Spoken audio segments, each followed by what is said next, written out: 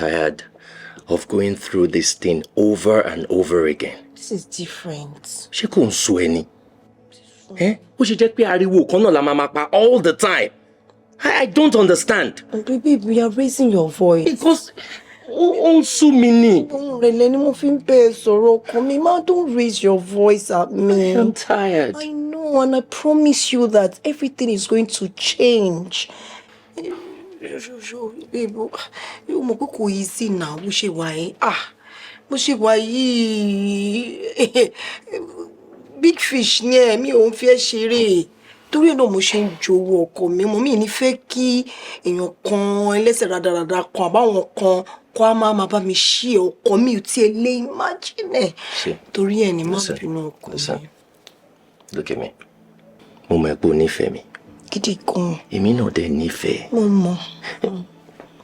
Mo ti sọ fún ẹ times without number pé ojú kan ládàá tèmi ní.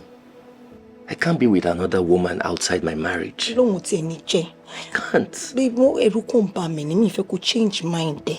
Àti pé àwọn obìnrin tó wà ń tàn sí ẹ̀wọ̀n náà ni wọ́n o. Bó ṣe ń tojú bọlé káàkiri láti gbọ́kọ lọ́kọ wọn mi ò dẹ̀ gbọ́dọ̀ sun àsùnpara torí ẹ̀ ni. You need change. Okay.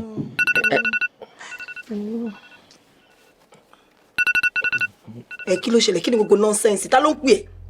Ta ló lórí burúkú tó ń pè é tó lóun ò lè fire fún? Tí mo ní títà tit pẹ̀lú ọkọ mi, ó wá fi fóònù disturb wa. Ta ló lórí burúkú tí ò ní ṣàǹfààní tó ń gbé ọkọ mi? Ta ló máa ṣọ́kú tó ń gbé ọkọ mi? Ta ló láyé bàjẹ́ tó ń gbé ọkọ mi náà? Ta ló ní ẹ̀fọ́ntì láti gbé ọkọ mi?